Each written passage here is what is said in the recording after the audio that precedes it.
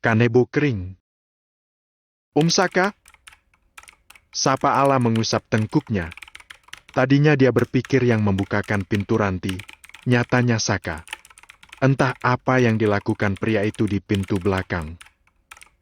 Kenapa lewat sini? Tanya Saka datar, suara baritonnya membuat jantung Ella berdegup cepat, gugup bercampur takut jika tiba-tiba saja pria di hadapannya ini menerkam selayaknya seekor singa yang kelaparan karena tatapan Saka begitu dingin dan tak bersahabat sama sekali. Membuat dia membenarkan apa yang disampaikan oleh sang ibu tadi pagi. Ah, gini Om, aku datang kemari untuk mencari Ranti. Dia ada? Ranti mengatakan kepada saya bahwasanya kamu yang mengantarkannya ke rumah sakit ketika Bibi masih hidup. Apakah benar? Menggaruk kepalanya yang tidak gatal. Ala bertanya apa, Saka malah bertanya pula. Seharusnya pria itu menjawab ada Ranti atau tidak, tapi malah mengajukan pertanyaan. Sungguh pria yang sangat mengesalkan. Bolehkah dia menyesal sekarang karena telah menjodohkan Saka dan Ranti? Ya Om, memangnya kenapa? Masuklah Ranti di dalam. Mulut Ala terbuka, kepalanya menggeleng melihat respon yang diberikan Saka kepadanya. Entah seperti apa sesungguhnya makhluk yang bernama Saka ini bisa-bisanya tidak menyambung dan malah terkesan lebih kaku dibandingkan Kanebo sang ayah. Saka yang beranjak menuju depan membuat Ala bisa buru-buru menemui Ranti di kamarnya. Malam yang ditaburi bintang sepertinya cocok bagi mereka berdua untuk bergosip membicarakan tentang Saka, manusia kaku dan beku yang baru saja membukakan pintu untuknya. Sepertinya aku menyesal telah menjodohkanmu dengan dia. Keluh Ala setelah Ranti mempersilakan gadis itu untuk memasuki kamarnya. Kamar berukuran cukup luas tersebut kini tampak sepi karena biasanya Ranti tidur bersama sang ibu. Kini tinggal hanyalah dirinya seorang. Ala juga melihat mata Ranti yang sembab, pastilah sahabatnya ini menangis lagi mengenang kepergian sang ibu untuk selama-lamanya. Namun Ala berjanji setiap kali Ranti di sampingnya temannya itu tidak akan pernah menangis lagi. Kenapa lagi? Apakah kamu menemukan fakta menarik tentang Tuan Saka? Tanya Ranti mempersilakan Ala untuk duduk di ranjangnya. Memang seperti inilah mereka kalau bercerita. Akan duduk setengah berbaring, bersandar di kepala ranjang seraya menikmati tontonan di sebuah televisi. Ala menganggukkan kepalanya. Bahkan Mami menyampaikan fakta yang membuatku terkejut setengah mampus. Apa itu? Ternyata Om Saka dan Yura itu menikah bukan karena saling mencintai, melainkan saling menguntungkan satu sama lain. Saling menguntungkan bagaimana maksudmu? Tolong jangan berputar-putar, aku paling tidak suka basa-basi. Lebih baik kita menghabiskan waktu menonton televisi dan bergurau dibandingkan membahas masalah tentang Yura. Sela Ranti agar Ala mempercepat ceritanya. Karena tujuan Ranti meminta Ala datang bukan untuk membahas lebih jauh tentang rumah tangga Yura dan Saka, melainkan menghalau rasa sedihnya ketika rindu kepada sang ibu menyelinap dan menyusup hatinya. Begini, Mami mengatakan kalau papi itu sering ngerumpi tentang Om Saka. Bahkan kompleks ini pun tahu permasalahan ini, tapi ya dianggap hanyalah sebuah gosip semata, tapi aku rasa itu benar adanya. Lihatlah bagaimana cara suamimu itu berbicara dan bersikap nggak nyambung sama sekali. Ranti sedikit tertawa. Kamu apaan sih? Kita berdua itu menikah bukan karena saling cinta, jadi nggak layaklah kamu bilang kalau dia adalah suamiku. Dia itu suaminya Yura. Menepuk lengan Ella. Sekarang ceritalah apa saja informasi yang kamu dapatkan tentang Tuan Saka. Begini, Papi pernah bilang kepada Mami kalau Tuan Saka itu ternyata seorang pria pecinta sesama itulah, dan Yura itu adalah seorang karyawan biasa yang dinikahinya agar mau tutup mulut dan dijadikan istri agar ayah dari Tuan Saka itu mau dioperasi. Ayah Tuan Saka itu sakitnya karena gosip yang beredar tentang dia. Nah, kondisinya semakin parah dan bersedia melakukan operasi jika seandainya Tuan Saka berhasil membuktikan dengan cara membawa calon istrinya. Itulah momen yang membuat suamimu itu membawa Yura ke rumah sakit dan langsung menikahinya di sana. Jadi wajar dong kalau orang-orang itu menilai mereka menikah hanya karena simbiosis mutualisme, bukan karena saling mencintai. Kenapa? Karena kalau dilihat dari posisinya Yura di kantor itu, bisa dikatakan dia tidak pernah sekalipun bertemu dengan Tuan Saka, ditambah lagi dia baru bekerja di sana selama 2 bulan dan langsung mengajukan pinjaman, tapi ditolak. Ranti diam mencerna baik-baik setiap kata yang keluar dari mulut Ala. Dia mengusap dagunya berpikir, kalau seandainya itu benar itu artinya tidak ada sedikit pun rasa cinta dari Saka untuk Yura dan itu pula lah yang akan mempermudahnya membuang Yura dari rumah mewah tersebut. Kalau seperti itu berarti mudah dong bagiku mengusir Yura dari sini. Terima kasih kesayangan kamu memang selalu pandai dalam mencari informasi. Ranti memeluk erat Ala, sedikit menggoyangkan tubuh sahabatnya itu merasa senang kartu mati Yura ada di tangannya. Itu artinya dia akan lancar dalam bereaksi, dan Ranti percaya diri kurang dari 1 bulan, dia sudah bisa mendapat Yura dari rumah tersebut. Selain informasi tadi, apakah kamu memiliki ide bagaimana caranya agar aku tidak terlalu repot dalam menyingkirkan Yura? Mudah saja, Wan. Kalau seandainya mereka tidak saling mencintai itu, artinya pernikahan ini hanyalah sebuah sampul yang sengaja menutupi sebuah kebusukan, entah itu kebusukan suamimu atau Yura itu sendiri. Jadi kamu cukup berubah wujud menjadi istri yang sesungguhnya dan layani dia selayaknya seorang suami istri yang melayani suaminya. Maksudmu? Ngelakuin adegan ranjang gitu? Enggak lah. Pernikahan ini hanyalah sementara dan aku tidak tertarik untuk melanjutkannya. Keluh Ranti cepat. Menepis usul yang diberikan Ala, namun temannya itu malah menjentikan tangan tepat di dahinya. Ranti meringis mengusap bekas jari Ala yang mendarat di dahinya. Melayani bukan hanya di ranjang saja. Astaga, otak kamu saja yang awal. Ala menggelengkan kepalanya. Begini, kata melayani yang aku berikan kepadamu tadi bukan berarti kamu buka baju dan main kuda-kudaan dengan Tuan Saka, melainkan kamu berikan apa yang tidak diberikan Yura selama ini. Contohnya saja waktu kita belajar kelompok di sini, aku sendiri melihat Tuan Saka mengambil air minumnya sendiri, padahal ada Yura di sana. Nah, sebagai istri yang baik atau tepatnya wanita yang ingin mengambil hati Tuan Saka dan menjadi pemenang di hatinya, kamu yang mengambilkan air itu untuk suamimu sehingga dia tidak perlu lagi repot menggunakan kedua kaki dan tangannya untuk datang ke dapur, hanya sekedar mengambil segelas air saja. Itu yang pertama. Yang kedua, ketika dia pulang bekerja, sambutlah dengan senyuman dan tanyakan apakah butuh sesuatu. Pelayanan seperti itu yang aku maksudkan, Ranti. Astaga. Oh. Ranti menganggukkan kepalanya. Dia mengerti sekarang apa yang dimaksud Ala. Dia menyeringai mengusap tengkuknya, bisa-bisanya langsung mengarah ke ranjang Nenegrem, padahal dia baru beberapa hari menjadi istri sahnya Saka.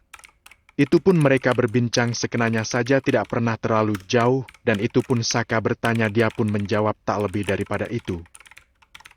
Sudahlah, kita bahas mereka berdua sekarang. Bagaimana dengan kuliahmu? Aku akan menunda kuliah terlebih dahulu, mungkin tahun depan. Aku bisa kuliah setelah ikut dengan Mbak Indri ke Bandung dan aku bekerja di sana. Itu artinya kita gagal satu kampus? Bibir Ala mengerucut. Untuk apa dia membantu Ranti sejauh ini, tapi sahabatnya ini malah gagal kuliah bersamanya di kampus yang sama. Mau bagaimana lagi? Ranti mengusap punggung tangan Ala. Tapi aku tetap di sini kok sampai tenggat waktu yang cukup lama. Paling sampai kamu berhasil membuang Yura dari rumah ini. Setelah itu, kamu akan ikut sama Mbak Indri ke Bandung. Ranti menganggukkan kepalanya. Kok kamu bisa sih baca pikiran aku? Kita ini berteman sudah cukup lama, jadi wajar kan aku itu tahu apa isi pikiranmu, tapi permasalahannya, apakah kamu tega meninggalkan aku dan Fabian di sini? Fabian bisa menggantikan aku menjagamu di sini. Idih, enggak, enak saja kamu titipin aku sama Fabian. Padahal dia itu mencintai kamu, tapi menghargai pertemanan kita, jadinya dia malah bungkam dan pura-pura tak cinta. Tapi kamu cinta dia kan? Ambil kesempatan ini untuk menaklukkan hatinya.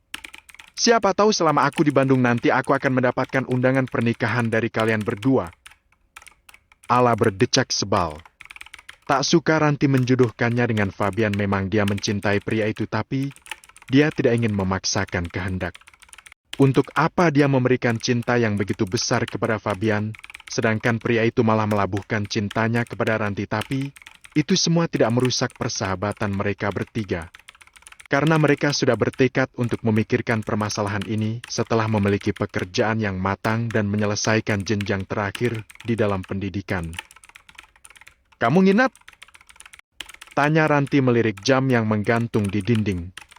Nyaris pukul 22 biasanya Ala sudah pulang ke rumah, tapi kini sahabatnya itu masih betah bermain di sana. "Kayaknya nginep deh karena papi dan mami lagi pergi kondangan keluar kota. Aku yakin mereka akan pulang besok pagi. Kalau begitu aku ambil selimut dulu." Ranti turun dari ranjang dan membuka lemari mengeluarkan satu lagi selimut untuk Ala. "Kita pesta menginap? Jangan mengada-ngada, Yura bisa ngomel lagi seperti waktu itu." Sedikit terkekeh, Ranti membayangkan pesta menginap mereka yang membuat Yura kesal setengah mati dan mengadukan hal yang tidak-tidak kepada Saka. Alhasil paginya Saka sempat marah padanya dan meminta dia dan Ala menghargai waktu orang lain untuk beristirahat. Waktu itu dia juga dihukum sang ibu karena membuat keributan tengah malam. Di sini Ranti bukannya takut dimarahi karena membuat Yura kesal, tapi dia tidak ingin kenangan manis bersama sang ibu kembali berputar di otaknya jika dia membuat acara yang sama seperti saat mendiang masih hidup. "Langsung tidur saja." Ranti menepuk bantal agar Ala langsung berbaring. Tapi aku lapar. Bagaimana kalau kita bikin mie instan dulu? Tapi aku rasa nggak ada stoknya di dapur. Sejak ibu meninggal tidak ada yang pergi ke swalayan untuk berbelanja. Tadi juga aku masak seadanya saja untuk Tuan. Kalau gitu kita makan di luar atau bungkus bawa pulang. Aku kebetulan kemari membawa sepeda motor, jadi kita bisa healing menghilangkan pusing. Aku izin sama Tuan Saka dulu ya." Ranti menepuk pundak Ala. Dia keluar dari kamar menuju kamar yang ditempati Saka dan Yura. Ranti mengetuk dan tak lama, pintu kamar terbuka menampakkan Saka di sana. Inilah kali pertama Ranti melihat di kamar tersebut ada dua ranjang terpisah. Selama ini, sang ibu yang mengurus semua keperluan Saka di kamar tersebut, dia hanya membantu mengurusi bagian bawah saja. "Ada apa, Ran?" tanya Saka. Pria itu masih mengenakan kacamata, itu artinya belum tidur dan masih bekerja. "Itu, Tuan. Ala kan lagi di sini dan rencananya dia mau menginap. Tiba-tiba saja kami lapar dan di dapur tidak ada mie instan. Kalau makan nasi sepertinya terlalu banyak karbo, jadi aku pamit keluar sebentar untuk membeli cemilan itu pun kalau Tuan mengizinkan. Kalau seandainya." "Tidak lihat sekarang pukul berapa?" "Pukul 10, Tuan." "Tidurlah." "Tapi Tuan, saya..." Saka menarik napas panjang dan menghembuskannya secara perlahan. "Berkemaslah, saya akan antar." Kok? Saya bilang berkemaslah, saya akan mengantarkan kalian keluar." "Saya antar atau tidak sama sekali?" "Saya tanya Ala dulu nanti. Saya antar atau tidak?" Ranti mengusap tengkuknya. "Antar saja Tuan. Sana berkemas." Usirnya membuat Ranti mengelus dada. Entah terbuat dari apa hati majikannya ini. Memang dia orangnya baik, tapi kakunya tidak bisa diungkapkan dengan kata-kata. Saking kakunya mungkin mengalahkan sosok kanebo kering yang selama ini tersembunyi di dalam perkakas mobil. "Aku saja, Tuan." Ala menyikut lengan Ranti berjalan beriringan mengekor di belakang Saka. Entah apa yang sahabatnya ini pikirkan bisa-bisanya mengajak majikan kaku seperti Saka ikut serta bersama mereka. Tadinya Ala sudah membayangkan mereka berdua berbelanja di minimarket dan pulang. Rencananya mereka membeli mie instan saja, tidak lebih dari itu. Nyatanya apa? Ranti malah membawa Saka bersama mereka. "Bukan mauku. Seandainya tidak diajak acara kita batal," bisik Ranti. Agar Ala berhenti menyikut lengannya, karena dari tadi sahabatnya itu melakukan protes dengan cara yang tak wajar. Sekarang sudah terlambat. Daripada Saka mengomel, lebih baik mereka ikut saja kemanapun pria itu akan membawanya. 15 menit perjalanan akhirnya mobil yang dikendarai Saka berhenti di depan sebuah restoran Jepang. Ranti dan Ala saling menatap satu sama lain, sama-sama memberikan kode pula menentukan siapa yang akan berbicara kepada Saka dan meluruskan kemana sebenarnya tempat yang mereka tuju. Malah sama-sama bungkam, Ranti terpaksa mencubit paha Ala. Gadis itu meringis mengusap bekas cubitan yang mendarat di pahanya. "Om, begini. Maaf ya sebelumnya, bukannya ingin menolak rezeki atau apa tapi, tujuan kami keluar tadi itu cuma membeli mie instan di depan komplek perumahan, bukannya makan di luar seperti ini jadi tidak sehat. Ketus Saka membuat Ranti dan Ala menghela nafas panjang. Akhirnya mereka berdua mengikuti langkah Saka memasuki restoran Jepang tersebut. Di sana mereka tidak memesan apa-apa dan menyerahkan semuanya kepada Saka. Toh pria itu yang mengajak, otomatis pria itu pula yang akan menanggung semuanya mulai dari pemesanan hingga pembayaran.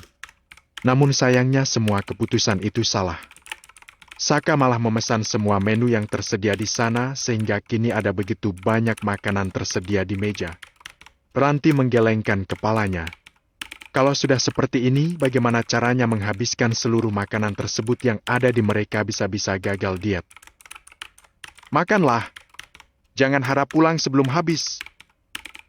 Peringatan langsung diberikan Saka sebelum Ranti membuka mulut mempertanyakan kenapa sebanyak ini makanan yang tersedia di hadapan mereka. Kompak kedua gadis itu menganggukkan kepala mulai mencicil, menghabiskan makanan yang ada di hadapan mereka berdua. Saking banyaknya separuh pun tak habis. Ranti sudah kekenyangan, begitu pula dengan Ala. Kedua gadis itu bersandar di kursi menatap nanar pada makanan yang saat ini masih melambai ke arah mereka meminta untuk dihabiskan sebelum diamuk Saka karena membuang-buang makanan. Om, ini sumpah deh segala sudut dan sisi sudah diisi tapi sayangnya ini tak habis juga. Dan kami berdua memohon ampun untuk berhenti cukup sampai di sini. Atau bisa dibungkus saja besok pagi dipanaskan. Ala menjelaskan tidak mungkin rasanya bagi mereka menghabiskan seluruh makanan yang ada di meja. Kalau tidak habis lalu kenapa tadi tidak memberitahu apa pesanan kalian? Iya, tadinya. Maaf tuan, kalau boleh makanannya dibungkus saja nanti kami akan cicil makan di rumah mumpung Ala menginap. Ranti menengahi agar Saka dan Ala tidak lagi beradu argumen. Akhirnya pria itu menganggukkan kepala. Meminta karyawan restoran untuk membungkus makanan yang ada. Masih adakah yang ingin kalian beli? Tanya Saka begitu mereka memasuki mobil. Ranti dan Ala serentak menggelengkan kepalanya. Mana mungkin masih ada yang ingin mereka beli, sedangkan saat ini mereka sudah kekenyangan. Bahkan untuk bergerak saja susah sepertinya, setelah ini mereka akan langsung tidur saja, tidak akan mungkin lagi melakukan banyak aktivitas. Sampai di rumah orang pertama yang menyambut kedatangan mereka adalah Yura. Wajah wanita itu tampak masam melihat Ranti dan Ala datang bersama sang suami. Dari mana saja mas? Aku lihat di kamar tidak ada jadi. Menemani anak-anak ini mencari makanan karena tidak elok gadis keluar tanpa pengawasan. Terang Saka singkat sebelum melewati Yura. Yura mengepalkan erat kedua tangannya, sudahlah Saka ini acuh kepadanya. Semenjak kepergian ibunya Ranti semua malah semakin sulit dan berantakan. Apa yang kau katakan kepada suamiku? Kenapa dia malah mentraktir kalian berdua? Desak Yura bukannya mengikuti langkah Saka menuju kamar, dia justru tertarik pada Ranti dan Ala. Bisa-bisanya kedua gadis itu membawa sang suami pergi. Alih-alih menjawab, Ranti justru menyeret Ala menuju kamarnya. Tidak ada gunanya menghiraukan apa yang Yura katakan, toh wanita itu bukanlah istri sungguhan tapi gayanya selalu seperti seorang nyonya rumah yang harus dihargai dengan segala tingkah polanya yang tidak masuk di akal. Ranti yang tidak menghiraukan apa pertanyaan Yura tentu saja membuatnya semakin naik pitam. Dia akan membuat perhitungan kepada gadis itu esok sebagai pembalasan atas apa yang dia lakukan malam ini.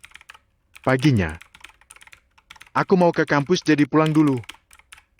Ala pamit kepada Ranti pagi-pagi sekali, takutnya nanti dia malah terlambat untuk mempersiapkan semua dokumen yang akan dibawa ke kampus. Semoga semua rencanamu sukses hari ini. Ranti menepuk pundak Ala. Tadinya dia ikut kuliah tapi sayang Yura telah menyabotase sehingga dia harus bersabar sedikit lagi sebelum mencapai cita-citanya. Sambil menunggu Ranti akan mempersiapkan diri serta keuangannya. Kamu tidak membuat sarapan apapun? Tanya Yura menghampiri Ranti yang sedang minum. Ranti menggelengkan kepalanya. Kalau Anda lapar buat saja sendiri, di situ ada telur dan roti. Sahutnya melangkah meninggalkan Yura.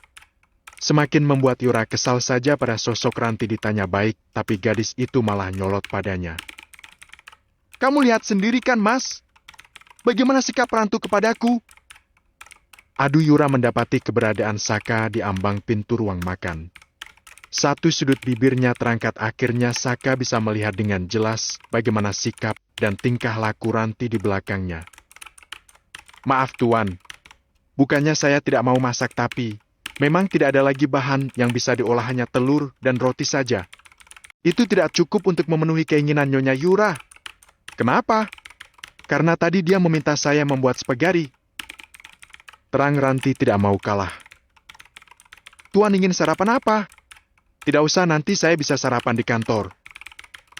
Saka mengeluarkan beberapa lembar uang berwarna merah dan menyerahkannya kepada Ranti. Belilah sarapan untukmu, dan jangan pikirkan Yura sekalian, kamu pergilah ke kampus bersama Ala mengurus segala sesuatu yang dibutuhkan untuk kuliah.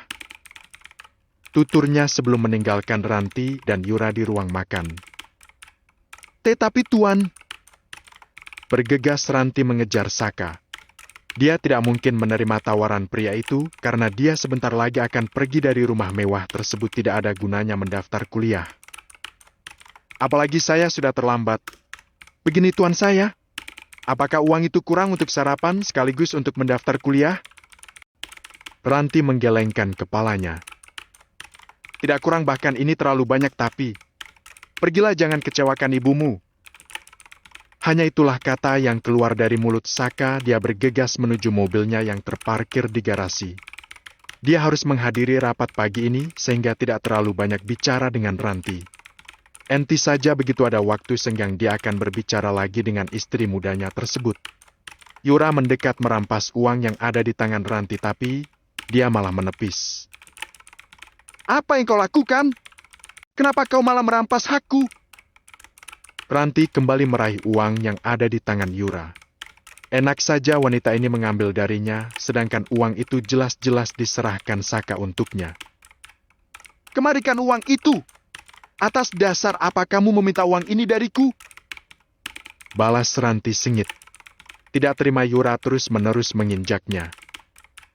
Itu uang suamiku. Jadi kemarikan, bukankah kamu tidak jadi kuliah, lalu untuk apa uang itu bagimu? Tapi sayangnya Tuan Saka memintaku untuk kuliah, jadi minggirlah, aku ingin bersiap, kalau lapar bikin sendiri. Atau beli sendiri bahannya, karena mulai hari ini aku tidak mau tahu tentang dapur.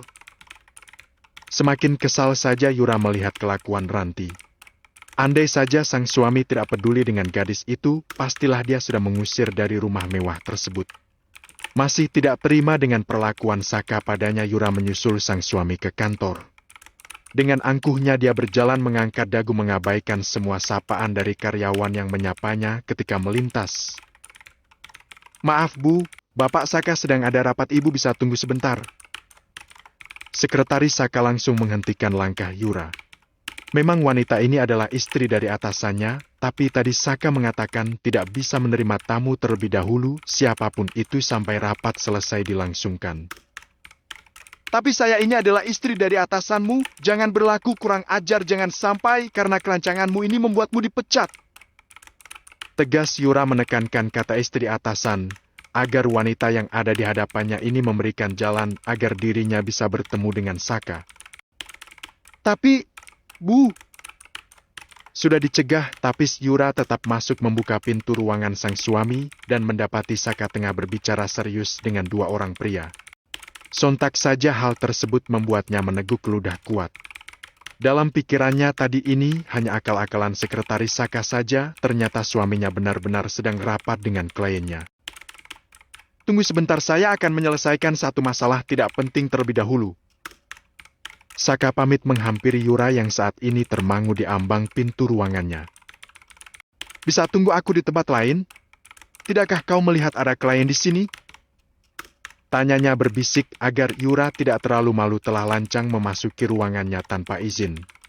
Saka yakin sekretarisnya sudah melarang dan ini bukanlah kali pertama Yura datang mengacaunya saat bekerja. Yura hanya sanggup menganggukkan kepala menuruti keinginan Saka. Dia menuju kantin dan menunggu suaminya itu di sana. Maaf, ada gangguan sedikit. Saka menarik kedua sudut bibirnya tulus meminta maaf kepada kliennya yang telah menunggu. Mereka melanjutkan pembicaraan yang sempat tertunda karena kehadiran Yura, sedangkan mereka membahas tentang kerjasama antar perusahaan. Selama rapat, Saka tidak terlalu fokus dengan pembicaraan mereka. Pria itu seringkali batuk dan bersin. Sepertinya setelah pulang kantor Anda harus ke rumah sakit terlebih dahulu. Tutur seorang pria memberikan nasihat kepada Saka karena selama rapat dia tampak tidak sehat. Sepertinya begitu. Saka menganggukkan kepalanya, membenarkan apa yang rekannya itu katakan. Belakangan ini dia banyak pikiran dan sering lembur di kantor. Jadi wajar sistem imun tubuhnya sedikit terganggu. Merasa tubuhnya semakin tidak enak, Saka memutuskan untuk pulang saja. Dia melupakan keberadaan Yura yang kini tengah menunggunya di kantin kantor. Pria itu pulang terlebih dahulu dan merebahkan tubuhnya di sofa. Rasanya tidak lagi sanggup melanjutkan langkah menuju kamarnya yang ada di lantai 2. Saka mengedarkan pandangannya ke sekeliling, mencari seseorang yang bisa membantunya untuk ke kamar. Setidaknya mencarikannya obat penurun panas terlebih dahulu agar dia bisa beristirahat sejenak. Namun sayangnya dia tidak mendapati siapa-siapa di rumah. Saka juga lupa bahwasanya Yura masih ada di kantor. Bibi sudah meninggal dunia dan Ranti mungkin saat ini masih di kampus untuk mengurus kuliahnya. Namun baru beberapa menit menutup mata, Saka mendengar suara langkah kaki seseorang yang datang menghampiri. "Tuan, kenapa?" tanya Ranti bersimpuh di samping Saka. Dia melihat wajah Saka merah padam karena suhu tubuhnya yang meningkat tajam. "Kau tidak jadi ke kampus?" Bukannya menjawab, Saka malah mengajukan pertanyaan. Ranti menggelengkan kepalanya. "Besok sajalah Tuan, aku akan pikirkan lagi." "Apalagi yang akan kau pikirkan? Apakah kau menolak bantuan saya untuk memuliakanmu? Padahal itu merupakan amanat yang ditinggalkan oleh mendiang ayahmu." Ranti menganggukkan kepalanya. "Aku tahu itu Tuan, tapi nanti sajalah bahas masalah ini. Sekarang tolong bantu saya ke kamar sekalian carikan obat penurun panas." Pintanya seraya duduk bertumpu pada kedua tangan. Menguatkan dirinya sendiri dan yakin bisa sampai ke kamar dengan bantuan dari Ranti. Tidak ada keraguan sedikit pun, Saka melingkarkan tangannya di pinggang Ranti membiarkan istrinya itu menuntunnya menaiki satu persatu anak tangga. Hal ini tidak salah sama sekali, bukan?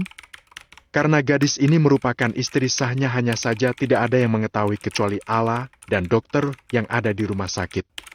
Perlahan Ranti membaringkan Saka di ranjang. Menyelimuti suaminya itu, barulah dia beranjak mencari kotak P3K di dalam lemari seperti yang diperintahkan Saka. "Yang ini Tuan?" tanya Ranti memperlihatkan sebuah kotak berwarna putih. "Benar. Kamu tahu kan seperti apa obat demam?" "Tahu Tuan." Ranti bergegas mengambil obat yang diinginkan. Menyerahkannya kepada pria itu lengkap dengan air mineral yang ada di nakas. "Tolong kamu hubungi Yura dan katakan kepadanya saya sudah ada di rumah. Minta dia pulang langsung karena saya tidak mungkin di rumah sendirian. Saya tidak bisa mengurus diri saya sendiri dalam keadaan sakit seperti sekarang." Menyerahkan ponselnya kepada Ranti sebelum bergelung di bawah selimut dan menutup kedua matanya, dia akan beristirahat sejenak. Alih-alih menghubungi Yura, Ranti justru menonaktifkan ponsel suaminya itu. Membawanya menuju nakas menyambungkan dengan kabel pengisi data seolah ponsel tersebut kehabisan data dan dia harus mengisinya terlebih dahulu sebelum menghubungi Yura. Ranti tidak ingin wanita itu pulang karena dialah yang akan mengurus Saka seperti yang diperintahkan Allah waktu itu. Dia harus melayani segala kebutuhan Saka untuk mendapatkan perhatiannya, maka dari itu hingga sore Yura bolak-balik menghubungi Saka tapi tidak ada jawaban dari suaminya tersebut. Dia juga bertanya kepada sekretarisnya, tapi wanita itu hanya menjawab tidak tahu. Saking kesalnya kepada Yura, dia tidak ingin memberitahu bahwasanya sang atasan sudah pulang dari tadi siang.